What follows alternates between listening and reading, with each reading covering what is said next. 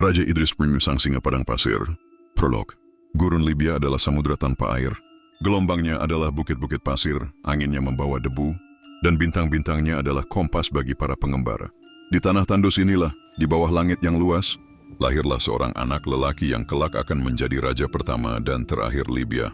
Seorang raja yang tak pernah bermandi darah, tetapi juga tak pernah terbebas dari badai zaman. Namanya adalah Sayyid Muhammad Idris bin Muhammad Al-Mahdi As-Sanusi, Bapak dari anak Padang Pasir. Lahir tahun 1889, Idris kecil lahir di kota kecil Jakbub di wilayah Cyrenaica, sebuah daerah yang dipenuhi suku-suku Badui yang keras kehidupan dan tabah hati. Ia lahir dari keluarga besar Senusi, tarekat sufi yang lahir dari gurun, sebuah gerakan yang menggabungkan spiritualitas Islam dengan kesederhanaan hidup. Ayahnya Sayyid Muhammad Al-Mahdi wafat ketika Idris masih sangat muda.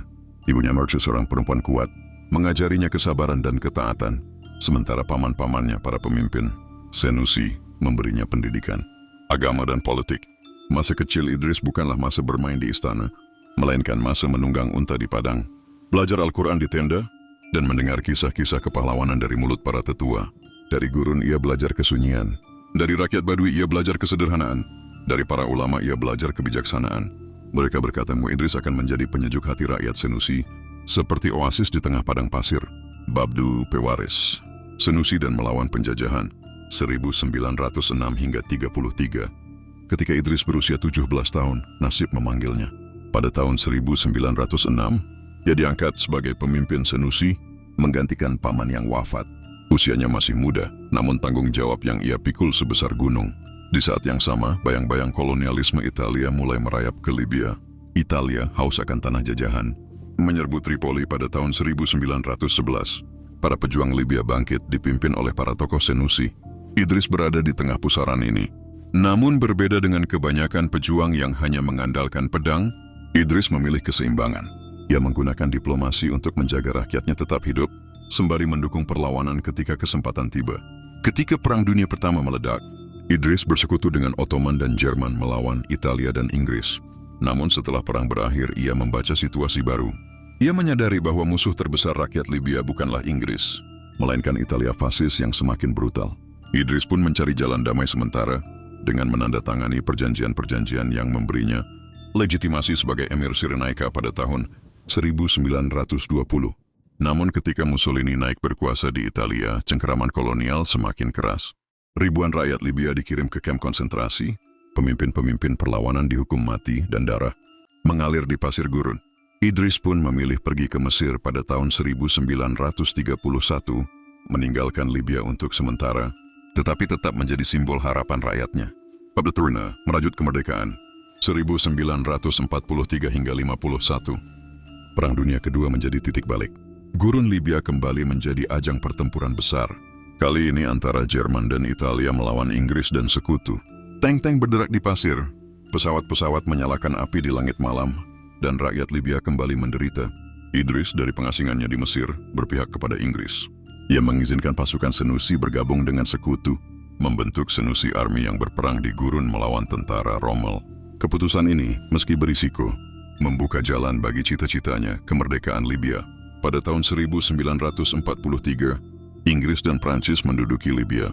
Idris kembali memimpin Cyrenaica. Perlahan ia juga memperoleh dukungan dari Tripolitania dan Fezzan. Dengan sabar, ia merajut persatuan di antara wilayah-wilayah yang selama berabad-abad saling terpisah. Akhirnya, pada tanggal 24 Desember 1951, sebuah keajaiban terjadi. Libya diproklamasikan merdeka. Ia menjadi negara pertama yang memperoleh kemerdekaan melalui keputusan Perserikatan Bangsa-Bangsa. Idris pun dinobatkan sebagai Raja Idris Ainper, Raja pertama Libya di kota Benghazi. Rakyat meneteskan air mata. Dari tanah yang porak-poranda oleh perang dan penjajahan, lahirlah sebuah kerajaan baru. Bab Ma'fur membangun negara baru. Membangun sebuah kerajaan dari abu penjajahan adalah tugas yang nyaris mustahil. Idris mendirikan sistem kerajaan federal, memberi Tripolitania, Cyrenaica, dan Fezzan otonomi. Sembari tetap menjaga persatuan, Raja Idris bukan raja yang hidup mewah. Ia tinggal sederhana, lebih suka duduk bersama ulama dan rakyat daripada berpesta di istana. Ia dikenal taat beragama, menjaga jarak dari ambisi pribadi, dan selalu berhati-hati dalam membuat keputusan. Namun tantangan besar datang pada tahun 1959, minyak ditemukan di Libya. Kekayaan luar biasa mulai mengalir, dan Libya yang dahulu miskin tiba-tiba berubah menjadi salah satu negara Arab terkaya. Jalan raya dibangun, sekolah-sekolah dan rumah sakit bermunculan, dan rakyat mulai merasakan manfaat kemerdekaan. Tetapi minyak juga membawa masalah. Ada jurang antara kaya dan miskin, antara kota modern dan desa tradisional, antara pejabat istana dan rakyat jelata. Korupsi tumbuh, kekecewaan pun menyebar. Idris mencoba menyeimbangkan hubungan dengan dunia. Ia bekerja sama dengan Amerika Serikat dan Inggris, bahkan mengizinkan mereka mendirikan pangkalan militer di tanah Libya. Keputusan ini memberinya stabilitas, tetapi juga menimbulkan kritik keras dari kaum muda nasionalis yang dipengaruhi ide-ide pan-Arabisme ala Gamal Abdel Nasser di Mesir. Bab V. Kejatuhan Sang Raja 1969. Menjelang akhir dekade 60-an, Idris sudah menua. Ia sering sakit, jarang muncul di depan publik, dan lebih banyak menghabiskan waktu di luar negeri untuk perawatan medis. Sementara itu, generasi muda Libya mulai gelisah. Mereka melihat raja mereka sebagai simbol masa lalu yang lamban, terlalu dekat dengan Barat, dan tidak mampu menyalakan semangat revolusi Arab yang bergelora. Pada bulan September tahun 1969, ketika Idris berada di Turki untuk berobat, sekelompok perwira muda yang menamakan diri Free Officers Movement melakukan kudeta. Pemimpinnya adalah seorang kapten muda berusia 27 tahun, Muammar Gaddafi. Kudeta itu berlangsung tanpa darah, bendera kerajaan diturunkan diganti dengan bendera revolusi, radio mengumumkan berakhirnya monarki, dan rakyat menyambut dengan campuran gembira dan ragu. Idris yang telah berencana turun takhta dan menunjuk pewaris, menerima kenyataan itu dengan tenang. Ia tidak mengangkat senjata, tidak mencoba kembali. Ia hanya berkata, bila ini yang dikehendaki bangsa maka biarlah terjadi. Bab VI. Senja di Pengasingan 1969 hingga 1983. Setelah digulingkan, Idris menetap di Mesir bersama istrinya, Ratu Fatimah. Ia hidup sederhana, jauh dari hiruk-pikuk politik. Tak ada ambisi untuk kembali merebut tahta, tak ada pasukan bayangan yang ia gerakkan. Hari-harinya dihabiskan dengan doa, membaca kitab suci, dan mengenang Libya yang pernah ia satukan. Dari balkon rumahnya di Alexandria, ia memandang Laut Mediterania, biru dan luas, seakan menjadi cermin nostalgia atas negeri yang telah ia tinggalkan. Pada tahun 1983, Idris wafat pada usia 94 tahun. Jenazahnya dimakamkan dengan sederhana di Madinah, tanah suci yang ia cintai. Epilog, warisan sang raja. Raja Idris bukanlah raja yang karismanya meledak-ledak. Dia tidak menyalakan revolusi, tidak memimpin pasukan besar, tidak menciptakan ideologi yang mengguncang dunia. Namun justru dalam kesederhanaan dan kebijaksanaannya, ia meninggalkan warisan yang tak ternilai. Ia mempersatukan Tripolitania, Cyrenaica, dan Fezzan dalam satu bendera. Ia menjadikan Libya negara pertama yang lahir lewat keputusan Perserikatan Bangsa-Bangsa.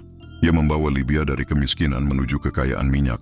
Ia turun takhta tanpa pertumpahan darah, menjaga bangsanya dari perang saudara. Sejarah Arab penuh dengan penguasa yang berakhir dalam darah. Namun Idris berbeda. Ia datang dengan tenang, memerintah dengan lembut, dan pergi dengan damai. Mungkin inilah kekuatan sejatinya. Menjadi oasis di tengah gurun yang keras, simbol persatuan di tanah yang terpecah, dan raja yang memilih doa daripada pedang. Warisan Raja Idris Maid. Sejarah kadang melupakan mereka yang tidak berteriak, yang tidak menyalakan api revolusi, yang tidak membanjiri tanah dengan darah. Namun justru dalam keheningan dan kelembutan, jejak Raja Idris Maid tetap tertinggal di pasir Libya. Meski badai zaman mencoba menghapusnya, warisan Idris tidaklah megah dalam bentuk istana atau monumen marmer. Warisannya lebih halus, namun lebih dalam. Pertama, persatuan dari negeri yang terpecah. Sebelum Idris, Libya bukanlah satu negara. Tripolitania di barat, Cyrenaica di timur, dan Fezzan di selatan hanyalah nama wilayah yang terpisah oleh suku-suku, penjajah dan gurun luas. Tidak ada satu identitas yang menyatukan mereka.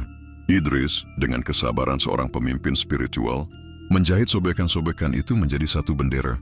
Ia bukan hanya raja, ia adalah perekat yang mengubah 3 wilayah asing menjadi sebuah bangsa bernama Libya. Kedua, kemerdekaan yang damai. Di tengah dunia Arab yang penuh pergolakan, di mana kemerdekaan sering lahir dari perang berdarah, Idris berhasil membawa Libya menuju kedaulatan melalui diplomasi dan pengakuan internasional. Libya menjadi negara pertama yang merdeka lewat keputusan Perserikatan Bangsa-Bangsa. Ia membuktikan bahwa kemerdekaan tidak selalu harus ditebus dengan banjir darah, melainkan bisa diperoleh dengan kesabaran dan kecerdikan. Ketiga, menjaga tradisi di tengah modernitas. Ketika minyak ditemukan dan gelombang modernisasi menghantam Libya, Idris berusaha menjaga keseimbangan. Ia membangun jalan, sekolah, dan rumah sakit, tetapi ia juga menjaga ruh religius dan kesederhanaan hidup rakyatnya.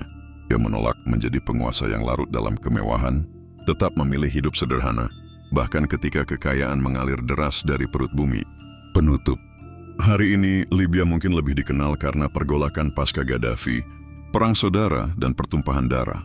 Namun di Yusuf Brahmed, pernah ada satu masa di mana Libya berdiri sebagai kerajaan muda yang damai, dengan seorang raja yang lebih suka tenda daripada singgasana, lebih suka musola kecil daripada istana megah.